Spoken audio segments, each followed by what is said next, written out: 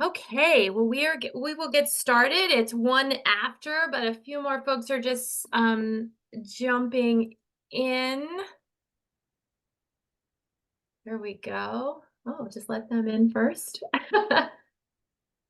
Okay, well, thank you everyone for joining. My name is Adrienne Burgess. I am the Director of Perinatal and Neonatal Quality and Patient Safety at the Maryland Patient Safety Center.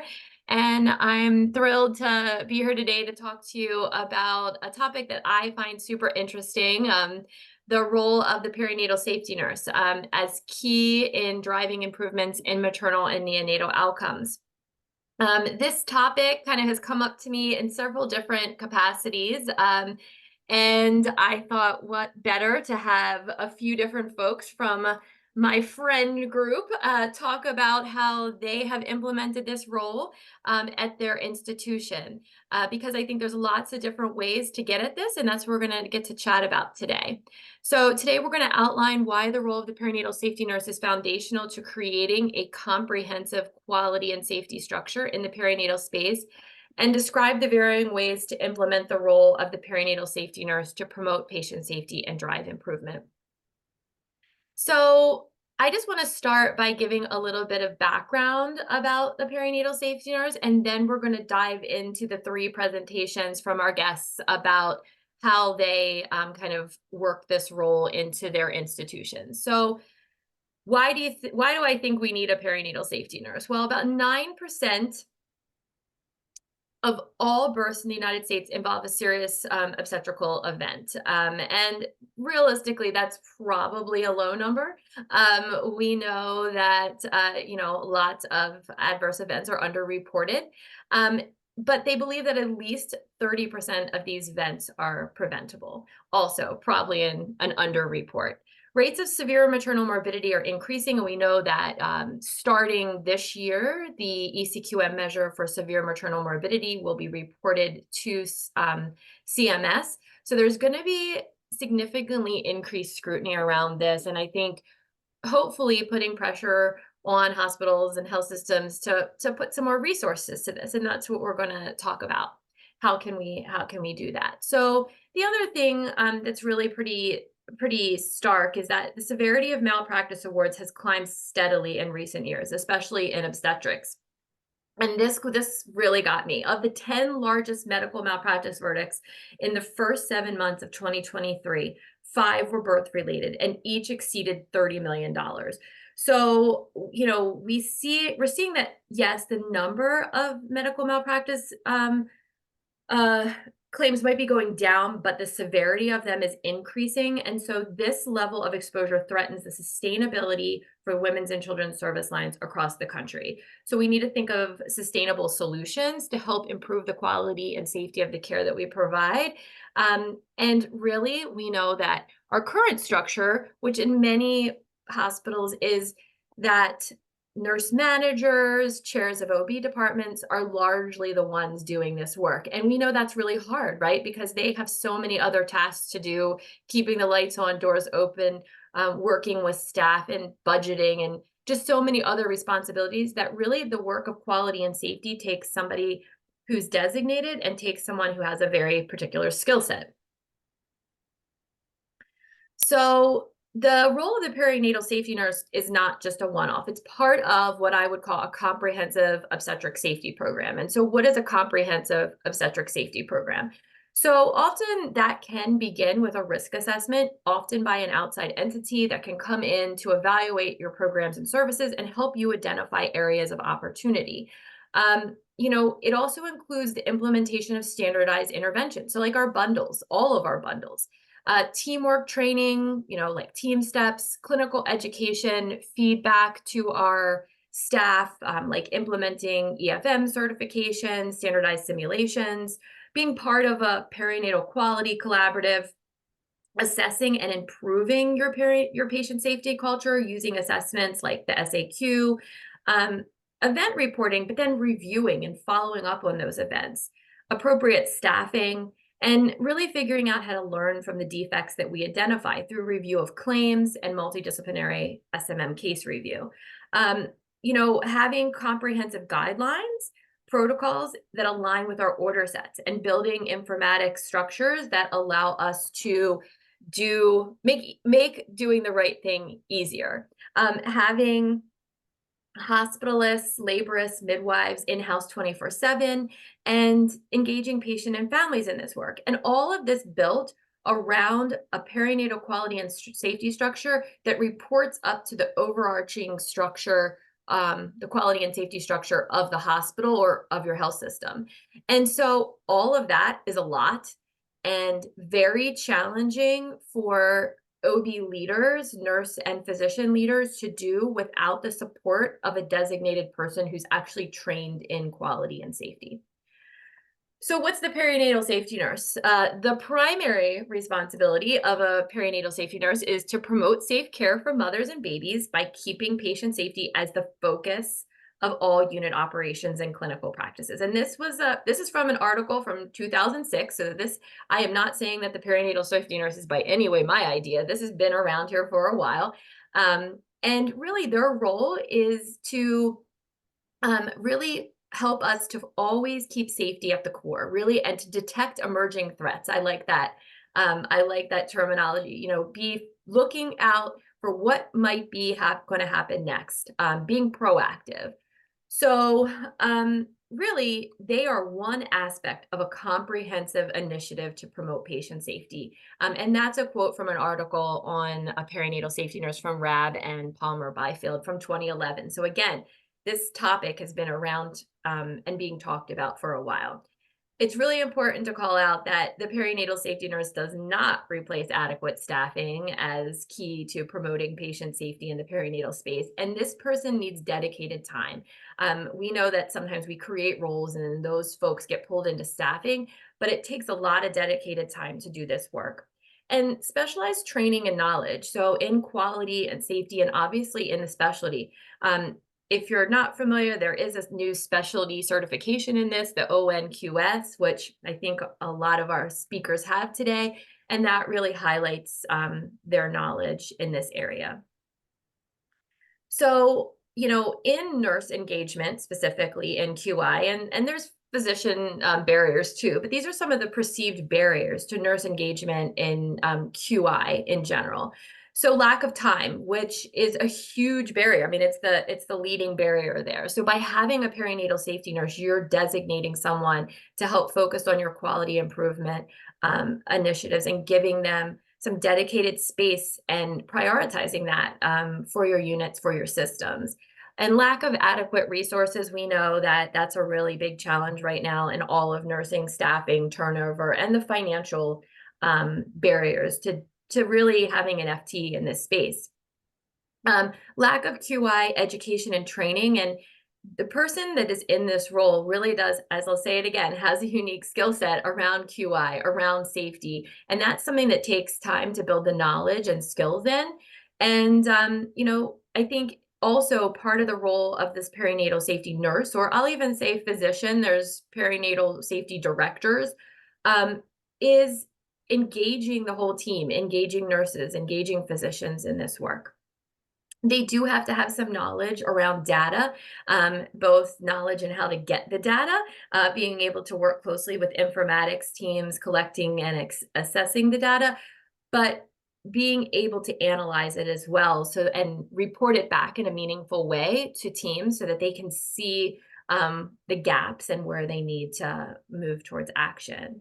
And so all of this said, we do need to have organizational culture and leadership that supports a role like a perinatal safety nurse. So I'm going to talk a little bit about making the case for the return on the investment. And so what we would say here is that OBGYN is costly. It is typically half of a risk management budget is spent in the labor and delivery area. And so that's costly to a hospital. So a perinatal safety nurse can help to mitigate risk by being proactive and looking for opportunity. And so there is a variety of opportunities here. And I just want to just give you some of the evidence. So if you're going back to your teams and you want to talk about how you might be able to think about implementing a perinatal safety nurse or what this can do for your units or your health systems, there is some literature out there on how implementing a comprehensive obstetric safety program can result in money saved. So this was an article from Pettiger et al. In 2014. They implemented a comprehensive obstetric safety program. So as I mentioned, it's not just the nurse, but a whole bunch of other components. It's just really difficult to implement a comprehensive obstetric safety program if in fact you don't have somebody that has dedicated time to do it. So in this case, Pettiger et al. Evaluated implementing this, and they started with that risk assessment or that external expert review. They developed protocols and guidelines. They hired a obstetric safety nurse. They focused on educational efforts and monitoring, and really engaging everyone in anonymous event reporting and encouraging it. They worked on that perinatal quality structure through an obstetric patient safety committee and did that safety attitudes questionnaire and team training.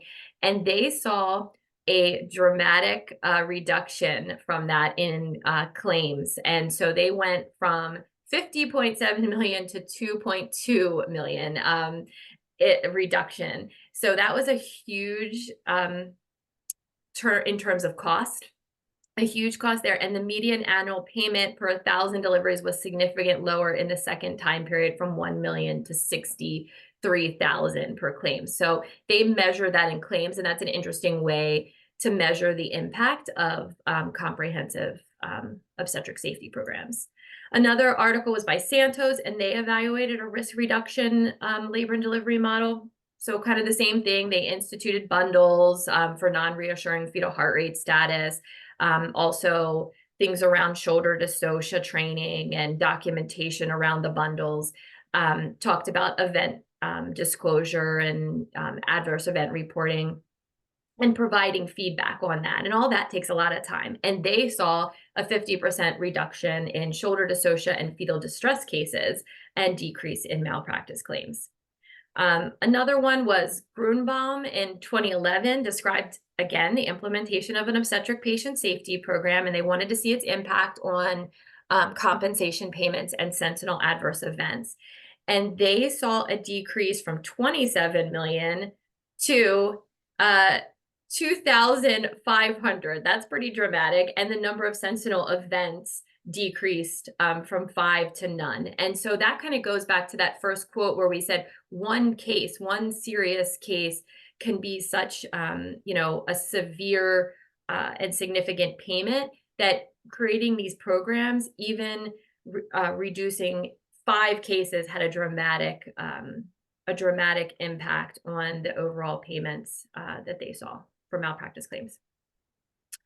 In this one, again, they were looking at improved safety practices and looking at decrease in medical malpractice claims and costs in perinatal units. And they had 2 phases where they implemented evidence-based standard care processes, didactic team training like team steps, educational webinars, and performance feedback. And they did a lot of simulation.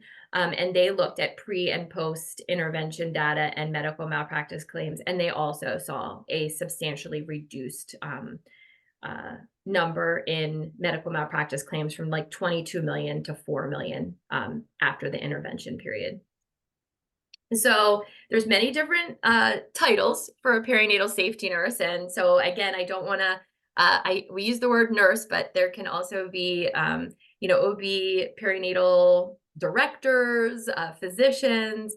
So it's just, call it a variety of different names. If you search online and you go on Indeed, some people have asked me, what are job descriptions? If you go on Indeed, you can find this role out there, and there are different job descriptions posted, and you can see how different organizations are kind of defining the role. So perinatal safety nurse, perinatal safety specialist, director of perinatal safety officer, and then I even found one, fetal monitor safety nurse. And so I just encourage you all to think about this very broadly and how you might be able to take baby steps if you don't have this position in your organization to get to having someone who's dedicated towards advancing perinatal safety on your units. And so that was kind of the goal of today, to share different ways to implement this. So we have three amazing speakers here today. So I'm just going to introduce each of them, and some of them have brought along their colleagues to help to support support them today. And so we have Dr. Melissa Bailey. Dr. Bailey is the perinatal quality and safety nurse at the University of Maryland Baltimore Washington Medical Center. She has 42 years of bedside labor and delivery experience, and her areas of expertise are policy development and outcomes management. Her accomplishments include implementing ERAS after cesarean delivery and respectful maternity care in her department, and writing several stories to help Baltimore Washington Medical Center achieve the Pathways to Excellence designation. She collaborated on the revision of A1's use of chaperones during sensitive examinations and treatment position statement in 2021, and she's a membership of the University of Maryland OB Operations and Leadership Council. We have Alyssa Consini, and Alyssa is a wife and mother of 3 kiddos. Alyssa has worked with the Geisinger Health System since 2009 and freshly started a new position as operations manager for the Women's Health Subspecialties. Previously, she held the position of Women's Health Quality and Safety RN for the system. She's the Northeast Pennsylvania chapter leader for A1, and she lives in a rural access area. Alyssa is focused on providing resources in maternal care deserts, and her passions in work include decreasing maternal morbidity and mortality, childbirth preparedness, cervical cancer screening awareness, and any initiative that's geared towards the health and well-being of mothers, birthing persons, and their families. And then we also have Cecilia King here. Cecilia is a dedicated nurse with 22 years of nursing experience with over 19 years of progressive leadership experience and in perinatal, obstetric, and neonatal nursing. She earned her Bachelor's of Science in Nursing from Georgetown University and her Master's in Science of Nursing as a perinatal clinical nurse specialist from St. Louis University in St. Louis, Missouri. And currently, she serves as the Director of Labor and Delivery and High Risk Perinatal Center at Holy Cross Hospital in Silver Spring, Maryland, where she has direct clinical, operational, and financial management of a 24-bed labor and delivery and 16-bed high-risk antepartum units with approximately 9,000 deliveries a year. And Anita Morales is along with her, going to be sharing their role of the perinatal safety nurse. So we're going to start with Dr. Melissa Bailey is going to go first and share about hers, and then we'll hand it off to Cecilia and Anita, and then third we'll hand it over to Alyssa to share about her. So Dr. Bailey, take it away and just tell me when you'd like to advance the slides. Okay, thank you so much. Next slide, please. I am really appreciative of the chance to have a talk with you. I love my job. Everybody knows that I love my job, and I'm really excited to tell you about it. I'd like to tell you a little bit about me first. I was a labor and delivery nurse for over 40 years when I was hired as the safety and quality nurse. I'm from DC. I worked in DC for 25 years, and I'm also a legal nurse consultant. I was one of the first nurses that Kendra hired when she opened up the BWMC OB unit in 2009. I worked with my associate degree for over 30 years, and when I finally decided to go back to school, I got a bachelor's degree, a DMP, and then a master's degree in that order. It was during the DMP studies that I developed a passion for quality, safety, process improvement, because that was the focus of the program. Next slide, please. So let me tell you about the job that I have in my hospital. It's BWMC in Glen Burnie. We're a community hospital that's affiliated with the University of Maryland. There are 7 labor rooms, 4 PACUs, 4 triage rooms, 2 ORs, and 21 postpartum rooms. We do between 120 and 150 deliveries a month. And because we're a level 2 hospital, we deliver babies that are over 32 weeks gestation. I hold an administrative position and I report to the Director of Women's and Children's Division. And my position was approved by the director with the forfeiture of a full-time, an FTE position. And this got approved because of the presence that I maintain on the unit and the clinical assistance that I give when needed. Next slide. So here's a list of my support team. I wouldn't be able to do what I do without the support of these professionals here on the screen. Um, it really means a lot to have their support to get done what I get done. And also, I consider the people on this slide, the professionals, my customers, because any of these professionals can come to me with any concerns that they have for patient safety or quality. And I will am more than happy to help um, analyze the issue and help them out and circle back to them. Next slide, please. So I have 7 roles, and I'd like to tell you a little bit more detail about the 7 roles. Next slide. So I'm a safety advocate. I have an active presence on the units, and I assist with adverse events. For my presence on the unit, I attend interdisciplinary huddles that we have every morning, and I also round with nurses on their high-risk patients. The patients that are not high risk, I also scan their charts when they come on the unit for potential safety concerns. I respond to emergencies, and the reason that I respond to emergencies is number one, to help out, and number two, it gives me like a bird's eye view to see how we are handling emergencies and determine if there's any process improvements that we could implement based on how we handle the emergencies. So for adverse events, I attend debriefings when I'm available.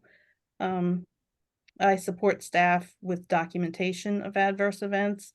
As you know, documentation after an adverse event is very important, and I think it makes a lot of nurses nervous.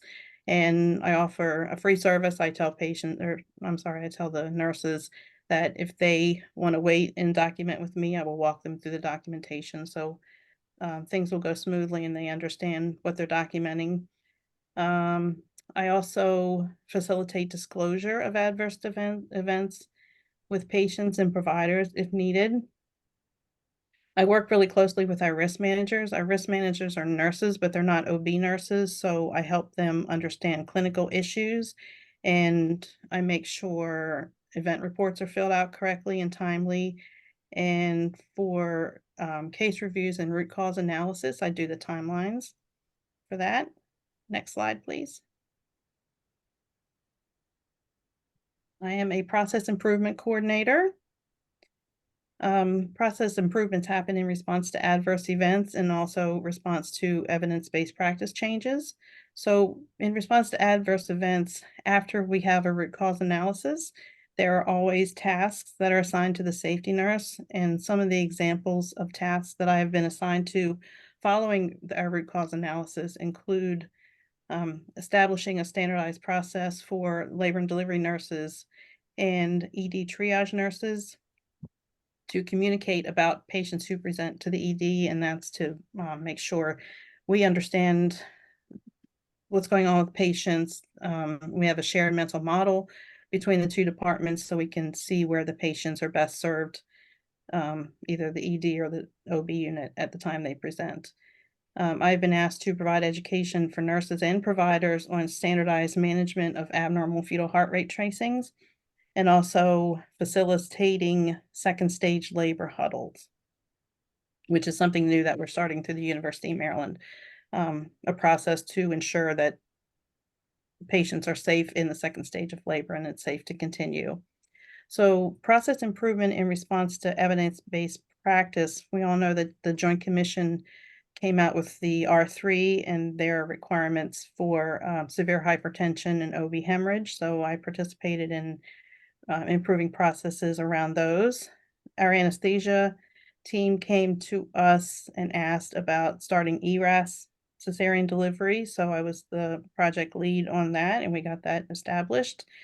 The lactation consultants were not happy with the process that we had in place at the time I took over this position.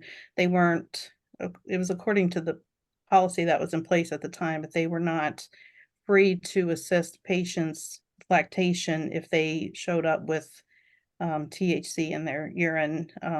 So we did some research and we talked to risk management and we changed the process. So we are allowed, lactation consultants are allowed to assist with breastfeeding in those patients. And that's a whole process. If somebody wants me to explain it, you can contact me. We also are implementing respectful maternal care through AWAN. The unit educator and I are doing that together, Jessica Giapelli. And we're just getting started with that. Next slide, please. So I'd like to talk about how data drives our improvements. So I get data from internal audits and I get data from event reports. So I monitor and measure data on our outcomes, and the outcomes drive the need for the improvements.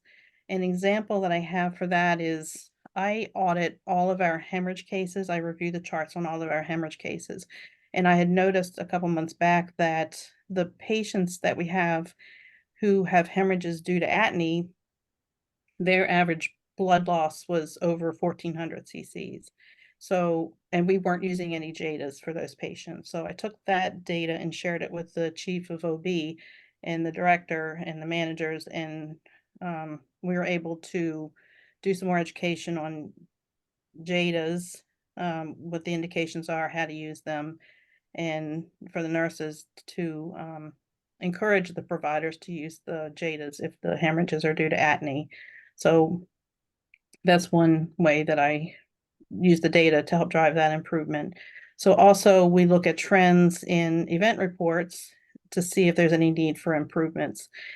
An example that I have for that is when I took this position, the pediatricians had been telling me that the providers were ordering the wrong prenatal labs. Like patients would come in and they'd be missing like a hepatitis B surface antigen, and the providers were ordering hepatitis B surface antibody, and it delayed treatment for the babies or delayed care. So I took a look at the process and I found out that when a provider orders these labs, there's like a whole bunch of choices and they weren't sure which one to choose. So what I did was find out exactly what we needed for the prenatal labs. And I went to the lab and asked them, tell me the quickest way to get this result. And they told me exactly what test to order. So I created a supplemental lab order set. So anytime a patient comes in and needs a prenatal lab, all the doctor has to do is pull up this order set and order the correct labs. So that's really helped the pediatricians out. Next slide, please. So I'm a role model and a mentor. As a role model, I'm always on stage, as they call it. You will not find me labeling blood at the desk. You will not find me starting PIT without dual sign off. Always presenting safety number one. And I also follow through with everything that I say that I'm going to do. As a mentor, I'm always available for questions for staff. Staff know that even if I'm not in the hospital, they can target me with a question. I'd tell them I'd rather be contacted at home than to have something happen to one of the patients. So it's understood that I don't mind them contacting me. I'm able to speak with staff if there's a quality concern and give them direction on how to improve their individual practices. And I have an open door policy. I share an office with the care manager, so our office door is always open. We have a little tea service set for nurses who want to come in, or anybody who wants to come in and vent or decompress after a stressful day. Have a cup of tea, and there's 2 sets of ears to listen. Next slide, please. I am a leader. I'm on both hospital-wide committees and system-wide committees. For the hospital-wide committees, I serve on several nurse leadership committees in the hospital, and that's to represent my division. I'm on the Nursing Policy Procedure Guideline Committee, Nurse Practice Council. I'm on the ED/OB Task Force, and we're a Pathways to Excellence organization, so I'm on the quality team for the Pathways to Excellence. I network closely with other leaders in the hospital. I work closely with the Director of Nursing Practice and Outcomes. I work closely with the hospital-wide safety nurse and the Director of Accreditation. Something I'm very excited about is working with at the university level, so I help write policies for the system, and I co-published the OB Leadership newsletter, and I'm a member of the Health Equity Challenge that the whole University of Maryland is doing. Next slide, please. I am a researcher. The role of the DNP nurse is to integrate research into practice, and I think this is what takes the majority of my time. I am responsible for ensuring the policies, procedures, and guidelines are evidence-based, and that involves reviewing them when they become due for renewal, and also if any practice changes, like if there's any evidence-based practice that changes that we know of, or if we need to update it for our own reason, I'm responsible for that. I'm also responsible for clinical inquiries. Say we have a patient come in with a rare medical condition and we need to know how that condition affects labor, how labor affects that condition. I'll do the research and get back with the nurses to give them the information. And also, I think OB nurses are kind of living in a bubble as far as the policies and procedures, the guidelines are concerned. They know we know our guidelines really well, but they don't know the hospital-wide guidelines really well. So there's a lot of guidelines that apply hospital-wide that we have to also adhere to, and that's part of my job, is to make sure everybody's aware of those guidelines as well. So for adverse events, I investigate if an adverse event happens, I investigate if standards of care were met in these cases. I have to investigate what the national standards are and also compare it to what our guidelines say, and just look in general to see if we failed to meet any of those standards. And this is where my experience as a legal nurse consultant is useful. Next slide, please. And I'm an educator. I am so fortunate to work on our unit with two very talented educators and other nurses, the clinical coordinators, who are very good at educating. So I can concentrate on the guidelines and the policies. What happens is if something new changes, I can go to the educators or the clinical coordinators and say, can you please disseminate this information? And they do their magic and go and disseminate the information the best way that they can do it. I also discuss common educational deficits with the unit managers and the unit educators. If I do chart reviews and I find it's something, there's a common mistake that more than one nurses are making, I can discuss that with them and they can go and do some education. The chief of OB is, I think, responsible for doing provider updates, but I supplement that for him. He's a busy doctor, and he can put out an email and he can mention something at his meeting, but there's always going to be doctors and providers who don't get the information. So it's I kind of supplement that. I have in the physician's lounge a board that's for provider updates. So if we update a policy or change a practice, I put a big sign up there and say that says what we've changed.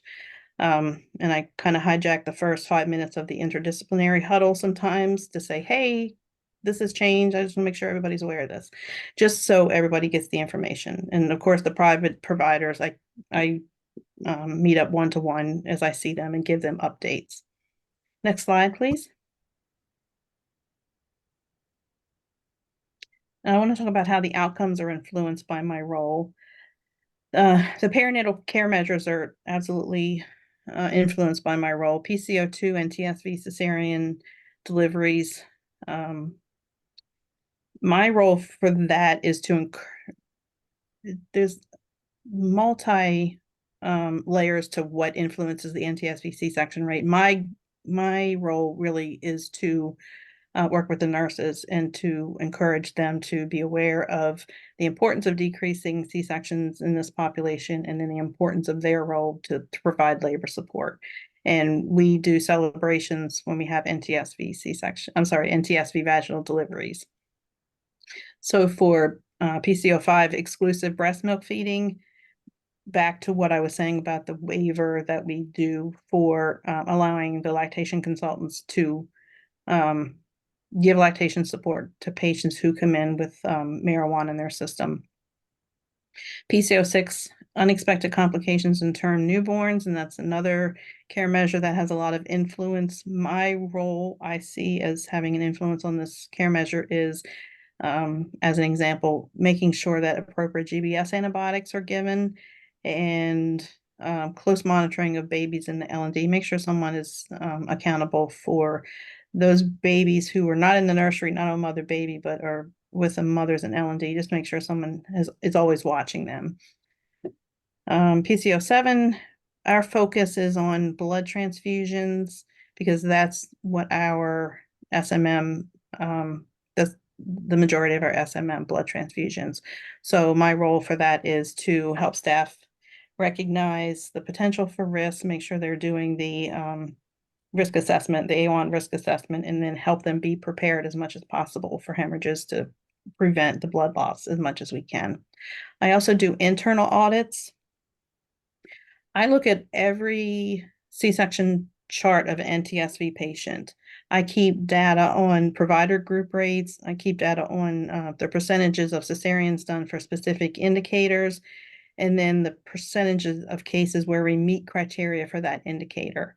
And I discuss the findings with the chief of OB, and we work on that together. For PCO6, when the PCO6 rate reaches 5%, I do a review of all of those infants charts that are in the 5% and just look for opportunities where we could improve our care. And then for PCO7, I review, as I said, I review all of the hemorrhage charts, and then I looked through them to see if we were prepared for the hemorrhage and were they treated appropriately. And then I guess, of course, discuss all this with the chief of OB and the director. Next slide. And that's it. If you have any questions, you can contact me. There's my information. If you're in the University of Maryland system, I'm on Tiger Connect. You can contact me. Thanks for your time. Thank you so much. And we'll have time for questions at the end. So we're going to transition to our next presenter, who is Cecilia and Anita from Holy Cross. Good afternoon, Dr. Burgess. Thank you so much for allowing us the opportunity to be a part of this panel. We're very honored to be here. So next slide, please. So our perinatal safety nurse role is different and unique in that it is almost all clinical based. It is a department-based position. So we will go over how the role started, what was the original goal of the role, and how it has evolved into today's role. Next slide, please. Next slide, please. So the position was originally created around 2013. The unit that in which labor and delivery where we work in is a very high acuity, high volume unit with close to 9,000 deliveries. Our labor and delivery unit has 24 beds with 4 ORs, 9 PACU bays, 11 triage bays, and then HRPC has 16 beds. So we are quite a large unit. And of course, to have one charge nurse to oversee a unit of this capacity was very, very challenging. So a group of nurses and physicians got together. They put their heads together to identify where the gaps in communication and care coordination existed, especially for our high-risk patients. What can we do? Is there a way to get an extra pair of eyes on our high-risk patients so that it's not just the bedside nurse, it's not just the charge nurse, but is there someone in a designated role who can keep a closer eye on our high-risk patients? And after throwing around ideas and suggestions, it was decided that additional level of safety was necessary in order to continue supporting a high volume level 3B perinatal referral center. Next, please. So after a group of physicians and nurses and leaders got together, they decided what they wanted the safety nurse position to be. What are the goals that we wanted to accomplish? Definitely included improving patient safety, enhancing communication amongst the entire care providing team, collaborating together to provide excellent care for all pregnant and postpartum patients, how to be a resource for all patients, within our department, and how do we ensure that we're providing diligent, safe, effective care to all patients and their babies, and how do we not get distracted from having safety remain as the top priority in every clinical practice and process. And so we do have a director of perinatal safety and quality position here. Our most recent person in that position retired, so we are in the process of welcoming, hopefully soon, a new person in this position. So I do want to clarify that the director of perinatal safety and quality person is somebody who would be dedicated more at looking at policies and data and information such. Our perinatal safety nurse really is a clinical based, unit based position. Next, please. So, this expectations list has been revised multiple times over the years as the position began to expand. Initially, the intention of the role was to keep it more L&D based, looking at our immediate patient population on the floor as an extra pair of eyes. But, over the years, it has definitely expanded. We require this person to have EFM certification. We prefer that they do have their inpatient OB certification. Obviously, this person would have to have excellent communication skills, as she is kind of our liaison between the entire nursing staff for the shift and patients and the various providers that we worked with. Ability to have strong collaboration with the entire caregiving team. Definitely a leader of our unit, has the ability to provide safety centered care and have excellent and effective teamwork skills. Next, please. So this is when I would like to turn the slides over to Anita Morales. Anita is one of our amazing perinatal safety nurses that we have on the unit. And Anita lives this role on a regular basis. So I would like to turn it over to Anita. Thank you. Hi, everyone. Thanks for allowing me to join. I'm here representing a bunch of nurses at our unit on L&D at Holy Cross who do a fabulous job of this perinatal safety nurse. I've been at Holy Cross for almost 28 years, and this is probably like one of the most, I say, unique roles that I've been doing the last 13 years. It's since its creation, and I've enjoyed it. And I think it's something that a lot of nurses look up to as seen as something that they will be able to do in the future or as they evolve and growing in their careers as nurses. So part of our functions and roles that we do as safety nurses is we attend our physician sign-outs, which is usually with our GW residents at Holy Cross. We get like a report out on all of our clinic patients or anyone that they're following. We provide status plan of care updates at team huddle. This is usually around 9 o'clock when we have the division at meeting on L&D from mother baby, high-risk perinatal, the clinic, and peds. So we discuss anyone that's high risk or that we need to discuss what's going on with their plan of care, if there's anything emergent wise or critical that is coming up or needs to be done. We review all the patients' fetal monitor tracings at huddle. We're lucky to have a huge screen and we're able to see all the monitors that are on. So we discuss any tracings that we have in question. And that's done at the huddle, but it's also done every 4 hours throughout the shift, both day and night. We're a resource for all nurses on our shifts. Point of contact for all patients off service. This is referring to any patient that is not on HRP or L&D or mother baby. These are patients that are in our SICU, ICU, or Med-Surg units. Responsibilities also include attending all code deliveries outside of L&D. So this is like in the ED, in front of a lobby, front lobby, anywhere on the hospital grounds.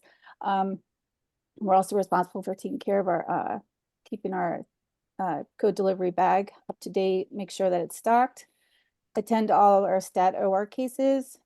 We're OB nurse resource for the hospital. So this is, I have to say, this is probably like one of the biggest responsibilities, is because when there is a OB patient in the rest of the hospital, everyone calls a safety nurse there. Everyone knows to call the safety nurse, because if they have any questions about their care, they will call us. We'll be the first one that they'll call.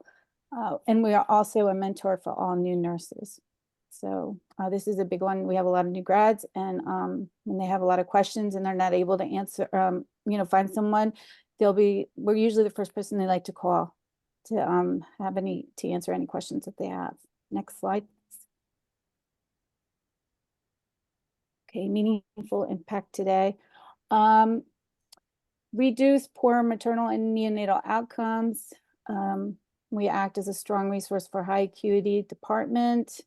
We are updated by our educator, Lakisa. We attend an educational, we had recently a session, and she goes over, how do we say, like critical situations like sepsis, hypertensive crisis, and we are updated on all the new changes, so that we can be a good resource for the rest of the units.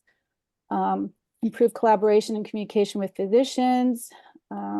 This is very important because not only with the GW residents, but also with our private physicians. I've seen over the years, as we used to have, there was that the communication gap, but I've seen over the years, as the perinatal safety nurse role has evolved, a lot of the physicians love to come to the safety nurse and say, hey, can we discuss this? Or can we be on the lookout for this type of patient? So they know that we're there to help support what their plan of care is for that patient. So I noticed that. OB nurse liaison for the hospital, like I previously said, we're there for the rest of the units of the hospital who has an OB patient. If they have any questions, provide acute attention to all high-risk OB patients, and then tech support for all new nursing staff. Like I said, for the new grads, we're a big, huge resource every day. And we work with physicians to reduce morbidity and mortality in our pregnant patients. So we are the hands-on of our unit. Yeah, so one of the big questions that we get is that what I would like to emphasize is that our safety nurse role is, their job code is a clinical staff nurse of labor and delivery. So it's not an additional FTE. All of our perinatal safety nurses are unit-based staff nurses who are L&D nurses. It's just that they have the additional role of being the safety nurse for that shift. We have, I think, Anita, I would say maybe about 10, 12 safety nurses all together between day shift and night shift, who went through the specialized training to become a safety nurse for our unit. And I think the best part of this role is the amount of pride that these nurses take in being a safety nurse, because there is no extra differential or pay that these safety nurses get.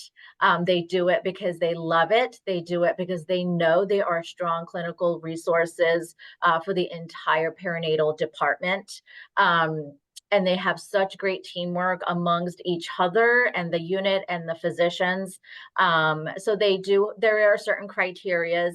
Some of them include, you have to have at least 2 years of experience on the unit.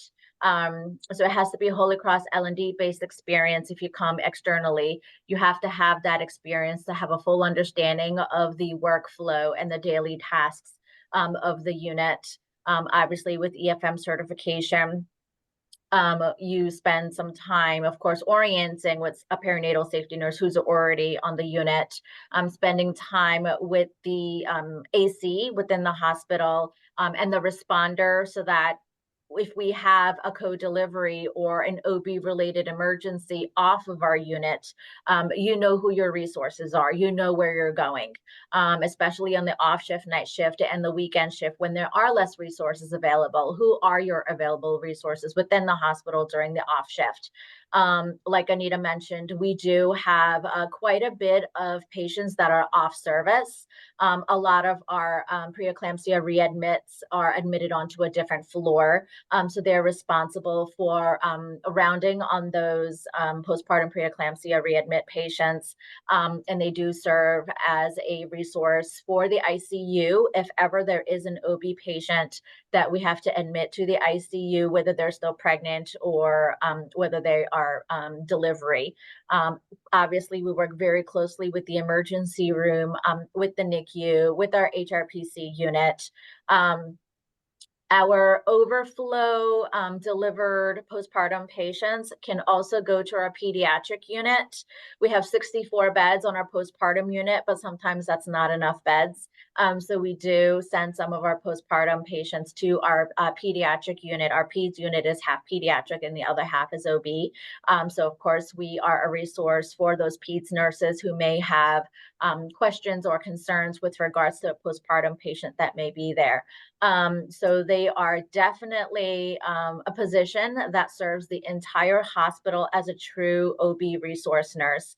And so needless to say, I am very proud to be a part of this amazing team and to have the ability to work with these amazing nurses on a daily basis. And that's all we have. Thank you. Thank you so much, Cecilia and Anita. I have a list of some questions for you that we'll hold to the end until after Alyssa, but thank you for the presentation. And so I hope everyone is kind of getting the gist that this is, we have Melissa who shared her implementation, which is unit-based, but very, but not directly tied to direct nursing care. And then Cecilia and Anita who shared their role, which is basically, nurses who are providing direct patient care, but implementing very specific things like huddles and supporting patient safety in a very direct way. And now we're going to transition to Alyssa, who is going to be sharing with us about her role at Geisinger, where she served in more of a system capacity. So Alyssa, I'll let you take it away next. Thank you. So as Adrienne mentioned, my role within Geisinger has been a system role from the beginning. And I will kind of give you a little bit of background there. My clinical background is high risk labor and delivery. I worked clinically as a bedside nurse and then as a staff development nurse on an LDRP unit at our Geisinger Danville campus, which was kind of like the considered, sort of the go-to campus for some additional concerns. If other campuses within our system had questions, they would sort of bring us in, and so kind of informally leading change from the bedside at that point. You can go to the next slide, Adrienne. I think, this can kind of lead nicely in. And so with my clinical background, I was able to attend the 2017 A1 conference. And there I attended a perinatal safety nurse presentation. And so my wheels really started turning. So it was this resource kind of informally for the system. We have 5 delivery hospitals within our Geisinger system. And so, I was kind of informally doing this sort of standardization. We tried to bring together a team and sort of decrease the unnecessary variation across our campuses. But this perinatal safety nurse really resonated with me because I thought, well, this is actually a role. Like, maybe there's more to this. I would get brought in on some of our other sites and their adverse events and doing root cause analyses with groups that, I was familiar with, but not really directly involved with. And so, again, my wheels started turning. And between the summer and the fall of 2017, there were several sentinel events in our system that I was brought in to, and it really started to weigh on me personally, thinking like, well, why do these things keep happening? And so that really empowered me to share this idea from A1 with leaders within the system. So you can go to the next slide. This is kind of how the role was sort of developed. I think about it a little bit like when you're trying to decide if you're going to conceive a child, right? So these slides kind of have a point, but so, I thought about it and then brought the discussion to the necessary members of the team. We had a couple of meetings. I remember typing up a job description, looking at some of the resources that were out there and thinking like, wow, I really hope there's some buy-in here. And everyone really seemed to understand, the reason why we might need this within our system. But of course, we think about where's this role? How are we going to fund the role? Where's the FTE going to come from? And, so the leaders really valued the ideas that I brought to them and the resources and evidence that I shared with them. And then they really needed to take that information and determine, how are we going to pull this together? And what will it look like? My personal belief was that it needed to be perinatal specifically. But you'll see, the scope and the scale of this ended up becoming a much more broad than sort of what was initially thought about. And so I remember I went on maternity leave the fall of 2017 in October, and then got a call probably mid-maternity leave, saying, hey, we think we figured out where we would pull this FTE from. We think we have one available. This is probably going to, move forward. So you can go to the next slide, Adrian. The way, at the time I had reported up through the Nursing Institute on the inpatient nursing side of things. And so the people that really had invested interest in this were, our Women's and Children's Institute leaders. And the model, this is kind of more of our current model, but at the time the model had a couple other layers of leadership and someone that really felt strongly, that this role would need to kind of cross over between the outpatient and inpatient sides and involve other areas of women's health as well. So the vision kind of evolved. And so now this is sort of how our reporting structure kind of works. I report up through Women's and Children's and have some kind of at the bottom here, the Women's Health Quality and Safety RN. And then the Women's and Children's Institute is really kind of the system-wide approach. And then the individual hospitals, their inpatient nursing leadership teams, kind of have a dotted line to them, as well as the individual outpatient clinics to their nursing leadership. So it's not that I have any sort of direct oversight into what they're doing, but I have a lot of influence and collaboration with those areas. I don't report up through the Division of Quality and Safety, though I've worked very closely with them, as well as our newborn and neonatal colleagues, our emergency department and surgical services. Because this sort of evolved to be broader, my scope actually goes, on even into the GYN side of things. So cervical cancer screening is one really good example of that.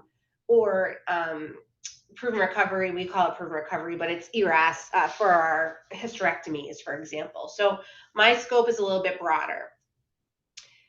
You can go ahead to the next slide, Adrian. I think I have. So this is really the birth of the position, what we originally intended it to be. The role was brand new, April of 2017. I, wide-eyed went into it. I saw Dr. Bringman was on here. I was, partnering with Dr. Bringman, who I worked with clinically. And so he was our director for quality for women. So we sort of developed this role together. I really had no real idea of what it would evolve into, but we knew for sure we wanted a system scope, we wanted oversight into OB and GYN, and then of course our newborns. I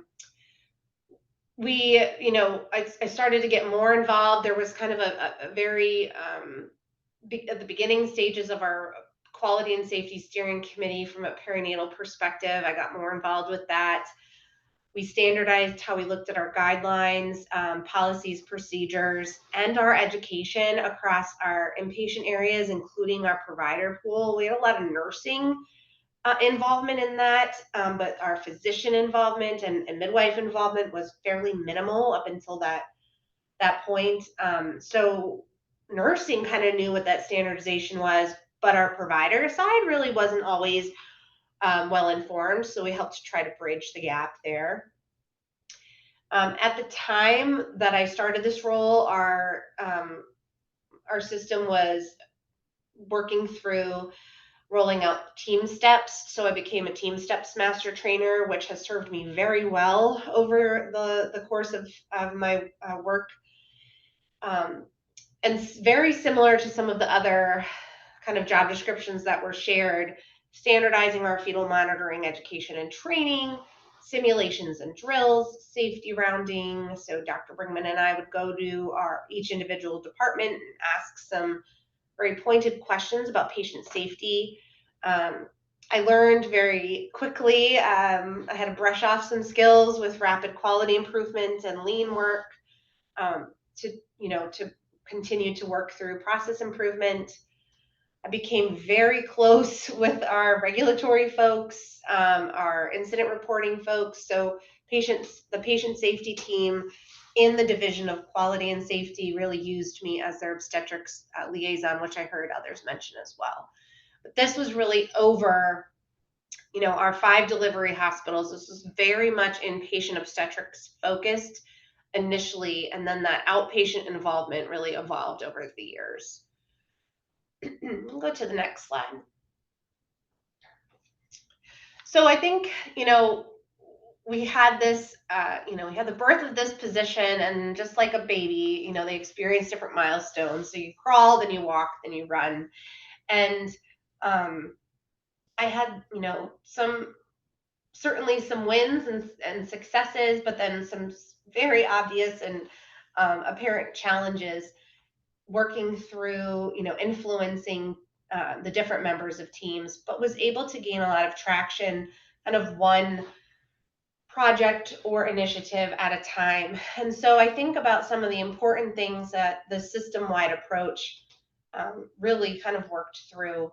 We standardized our obstetrics response team across our delivery sites. We call it Code Lavender. That was a huge lift, one that was kind of spearheaded by one of the hospitals that's no longer in our system, but they had kind of this idea well established, but we needed to scale it for the rest of our sites, and I was able to support them and do that for the rest of our system. Our safety rounds, which truly I think presented us with a lot of information to work through some of the initiatives that we needed to look at as a system.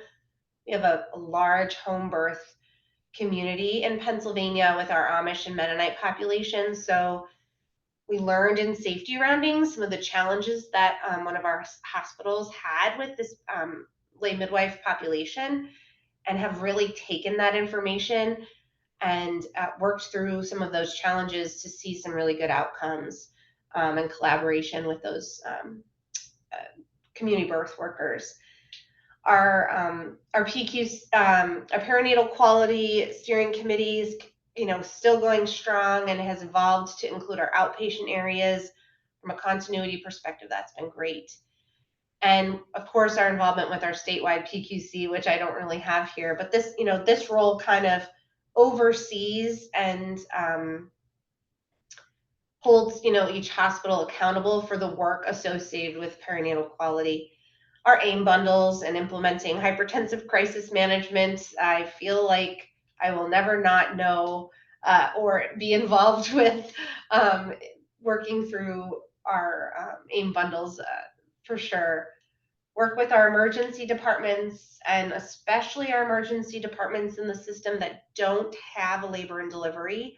I've been a liaison for them so that they have a resource when they have questions, specifically for any deliveries that they might have in their emergency departments.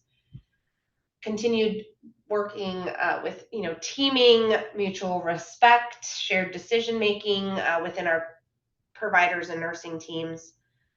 We've now really focused on specific quality priorities, annually, so that we really kind of work through rapid QI in a meaningful way. We have pay for performance initiatives. I was a liaison through COVID to making sure our staff had, what they needed from a safety perspective, and our patients. Communicating all of the changes that happened so rapidly then. And then we had a site that did it, 2 sites that did an OB risk assessment. So I was able to scale that information and kind of project manage that so that all of our sites were on the same page with the recommendations that occurred there. So really it's a lot of kind of standardization, system-wide approach, making sure that if one hospital is doing something really great, that all of the hospitals are aware of those things. The list really goes on, and I could talk about it forever, but I will move forward for the sake of time about some of the kind of challenges and from a data perspective, what we have worked through. So go to the next slide, Adrian.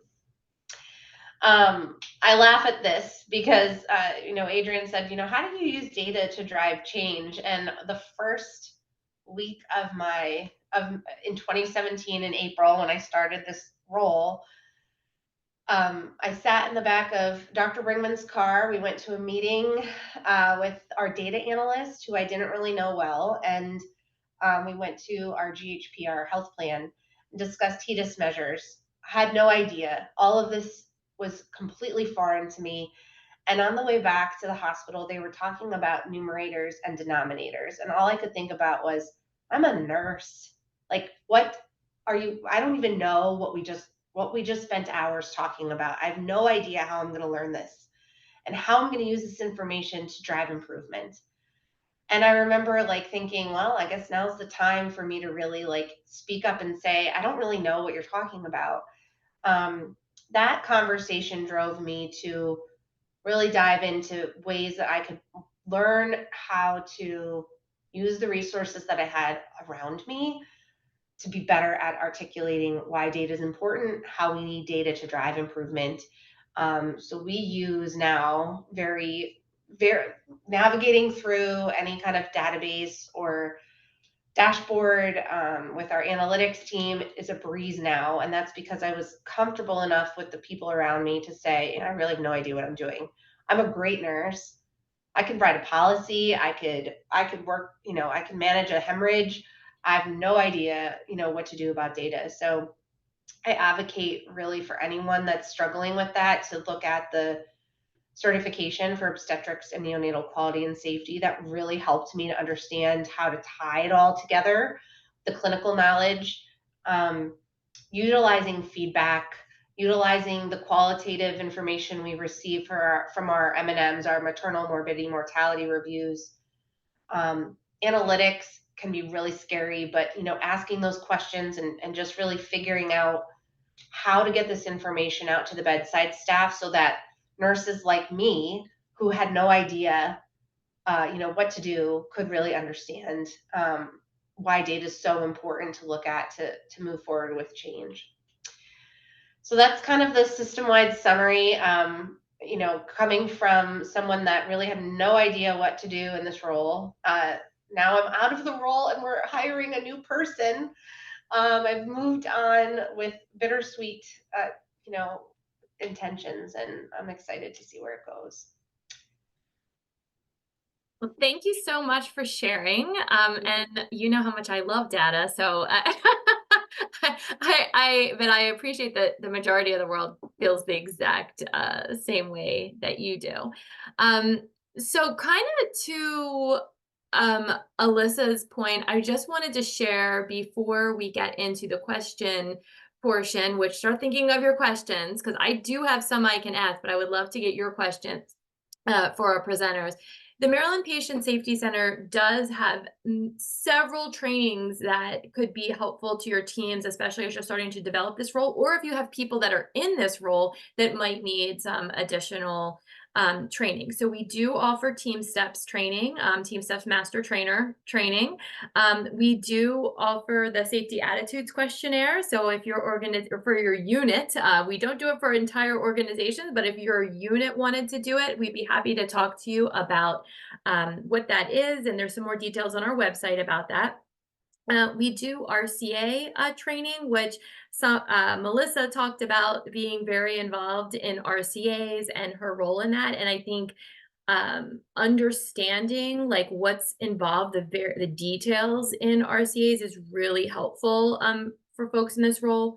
We do FMEA training, failure modes and effects analysis training, to help you work through individual kind of issues. I'll also say what I don't have on there. We do Lean Six Sigma green belt and black belt training, which is a great skill for folks.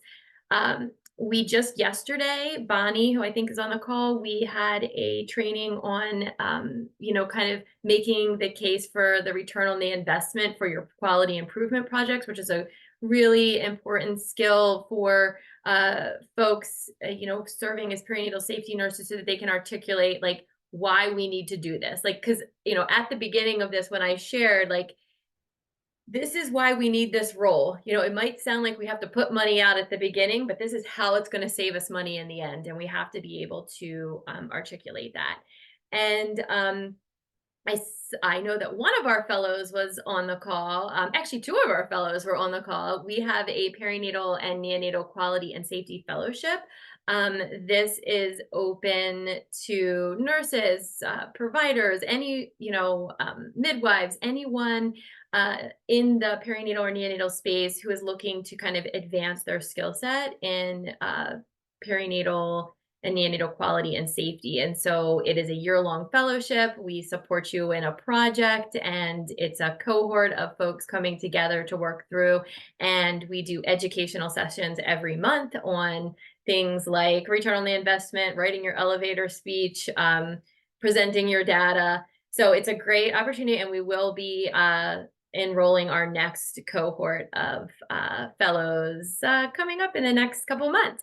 And then many of you may be aware, every month we hold a perinatal safety series. That's the second Thursday of the month, 12 to 1. It's a virtual series, and we have a bunch of different topics. This month, Dr. Candace McLean is going to be presenting on simulation, and next month, Dr. Melissa Bauer on the sepsis bundle. And in May, we have Sarah Levon from Bundle Birth coming to talk about supporting physiologic birth and how that's a key quality and safety issue. So we have lots of resources here at the Maryland Patient Safety Center to help support individuals in this role, or really, as kind of Cecilia and Anita shared, any clinical nurse who's working in the space really is key to quality and safety, and these trainings could be helpful to them as well.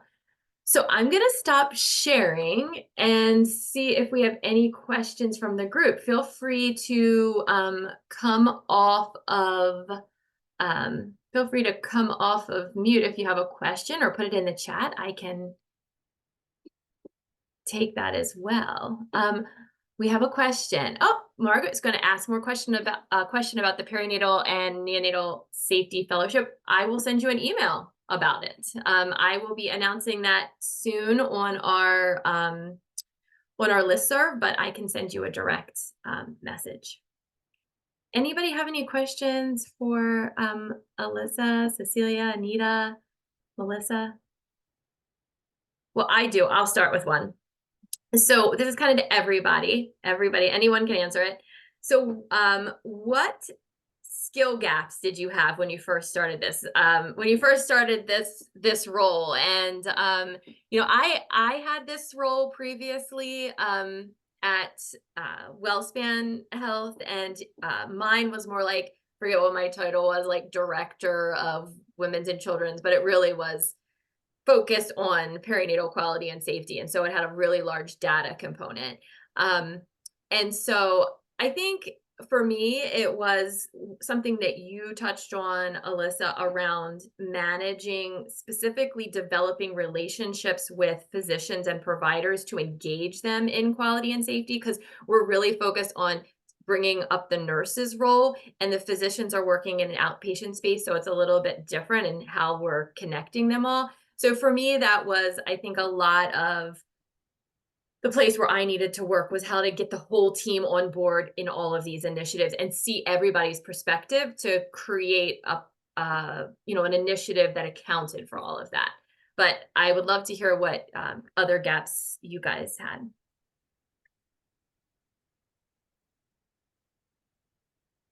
I can talk about my gap. I still struggle with this sometimes, how to present the data meaningfully, like so the leaders understand the data. So, and I believe you have a course at the Maryland Patient Safety Center that is like an online course that I will be taking eventually, but I think that's my biggest struggle, is to how do I put the pretty graphs together, because people are visual people, and I have like performance boards that I maintain. It's like, how do I express it to be meaningful? Yeah, and that it tells the right story, because one of the things that I always talk about is, like, you put a percentage up there and you don't put the N or the number that's in it. You could have a percentage that seems really bad and horrible, but it's only actually one person or two people, because the denominator was very low, and that can create drama and stress and a lot of tension that maybe didn't need to be there. So presenting the data in a meaningful way that actually tells the true story and doesn't create more divides in your between your provider groups or your nurses or whatever, or your leaders, is really important, because it's how you engage people. And that's not a skill, like, I mean, in school, that you just get, in most trainings. And I think as you do it more, you start to get Right. better at it. Yeah. For sure. Alyssa, did you have anything else to I think we know my learning curve was data analysis and understanding just how you just described, Adrian. Like, just if the N is low, then like maybe we look at it in a different way, take a broader chunk, something. So I feel like that was truly my learning curve. Someone asked in the chat if you had to be a labor and delivery nurse. I think I probably initially would have said yes to that, but I think it depends on how the role is utilized in your system. I probably would say no to that now for how I utilize the role, but I think Cecilia and Anita's utilization probably is different. So I think some knowledge is great, but I think how it depends. If you want someone that's really strong in project management, that is a nurse that is really strong in quality, then maybe they don't need that, clinical background if you have strong clinical folks. But maybe Cecilia can provide her. I see she's off mute there. So yeah, thank you. So definitely for our perinatal safety nurse role, you would need a strong clinical background as a bedside labor and delivery nurse, because again, our position is very clinically focused. So we have a separate position as the director of perinatal safety and quality, where that role utilizes different skill sets. But we're still looking for somebody who does have a background in labor and delivery and the neonatal setting for that position, because that position encompasses labor and delivery, HRPC, as well as the NICU. So we are looking for somebody who has that diverse background across the entire spectrum for women and infant services. But for our perinatal safety nurse role, yes, definitely L&D experience would be required. I've seen folks in a role that that maybe they were more maternity or postpartum focused, but they typically have some background in the clinical specialty, you know. But I think where I see the gap is that there is a learning curve around the quality and safety, data analytics, that piece, that sometimes, you know, you can find somebody that has that sweet spot of they have that background. Like Melissa shared, she was she did a legal nurse consulting, which I hear come in really strong, and how she supports with documentation and works with risk management, which is, I wanted to call that out. That's like a huge piece that I think is that is something that should be highlighted in this role, because that's an opportunity to proactively address claims that they're seeing and how you connect your service line to claims that are happening within your larger organization. And she, you know, shared, and Melissa, you can jump in here, that she said that you worked on timelines for RCAs, which that is something that I think is that I would never have like known about when I first started the role. I mean, I learned as I was in more RCAs and what they were doing and how the patient safety officer did that. But Melissa, did you know how to do that ahead of time, or did you learn that as part of your role? No, I was doing that before I got the role. My director, who was my manager at the time, I would always ask her when we had an RCA, I would ask her, can I do the timeline? Because that's what I did for the attorneys that I worked for. And she would always let me do that. So I got really good at that, and I developed it that way. But I came with that skill with the legal nurse consulting. That's good. That's great. It sounds like that really helped contribute to all your work, your current work. Laura? And Laura is a current fellow. I'll call you out. Thank you. Yes, I'm so excited. Thank you so much, everyone, for your presentations. This has been really informative and impactful. My question specifically is, how did you make the case, or how was the case made to pay for these roles? And is the role is it part of the women and infants budget? Is it being paid for by some other external department? Cecilia, maybe you should answer that question. Sure. So our perinatal safety role, there's no extra financial incentive for the position. It is you're paid your regular hourly clinical staff nurse pay. So, you know, it wasn't a position that needed to go through finance or budgeting, or it didn't require any additional FTE because it is a staff nurse role position. But for the most part, you are out of staffing just because you are being pulled in the various directions that we mentioned during our presentation as the clinical resource, you know, not just for our department, our own department, for the rest of the hospital as well. And so I think that is one of the most unique things about our role is we do it because we love it. You know, we do it because we care about our patients, the infants, the outcome, the quality of care that we're able to provide. And it really just comes from a deep-rooted passion to take care of excellent care for our patients. So we did not require any additional FTE or financial approval. And if I can piggyback on you, Cecilia, it's a role that's, like I said, is evolving. I was catching up on what you were saying about debriefs earlier. We're now being more involved in debriefing when we have certain cases at PPHs greater than 1,000. So safety nurses have been trained to start doing debriefs at like soon after it has happened, so that we're able to catch anything, you know, do the positive also, but also see if there's something that we could improve on. So we're doing that.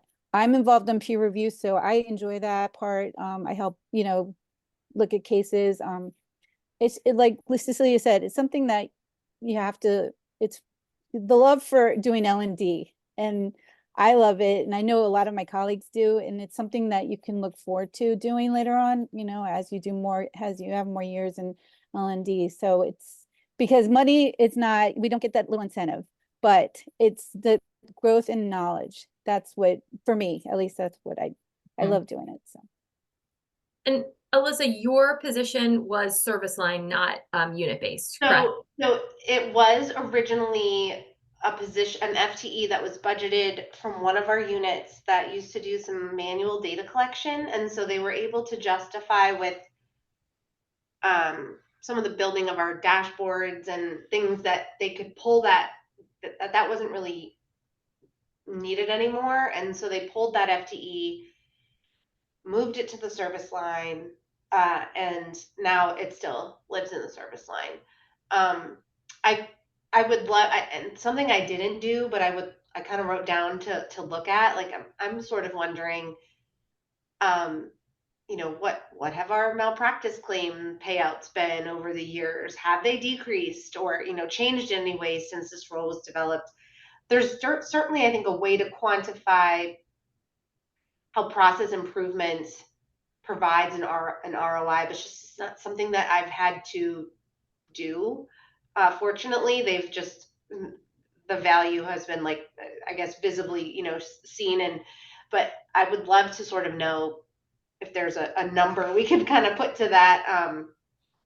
And I think there's two ways to look at it. There's the money, but then there's also the number of like sentinel events or claims. So like you can look at the number or the money, because we know that one case could be so significant that it could increase the overall amount. However, if the overall number of either claims or sentinel events has reduced, then, you know, that's obviously the main way. So I mean, I think measuring the impact is always really important, because that continues to promote, one, the case, and also the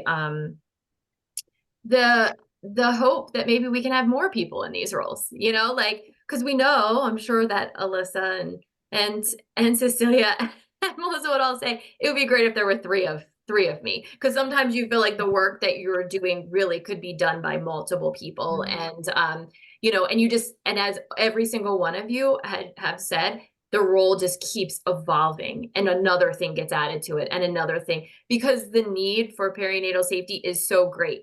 It's like, unfortunately, severe maternal morbidity is not getting better. Maternal mortality is not getting better. But until we put the money and the resources behind it, we're not going to see the return on our investment. And it's not just one person's job. And I think that's what I love also about Cecilia and Anita sharing that role, is that I think it is important to have a perinatal safety nurse, director, whatever, but it's safety. Perinatal safety is everyone's job. And so by having these boots on the ground, it makes it not sound like it's just one person's job. It's leading the leaders of it, and then it's all of our work to make this happen. So that sounds like a great place for me to end, because I feel like we're on time. I want to just thank everyone for coming today. Thank you all to all of our presenters as well. I loved hearing about everyone's roles and am inspired by all of you. If anyone who is listening is interested in learning more, I will be sending the recording out to all of you, so you can contact the presenters to learn more. If you're interested in learning about any of the things that the Maryland Patient Safety Center can offer your teams, or just you, related to professional development, please don't hesitate to reach out. And if you're a member of the Maryland Patient Safety Center, many of these trainings are offered at free or very reduced costs. So please reach out, and we look forward to hearing from you. Thank you all for coming. Thank you. Thank you. Bye-bye. Thank you. Bye. Thank you.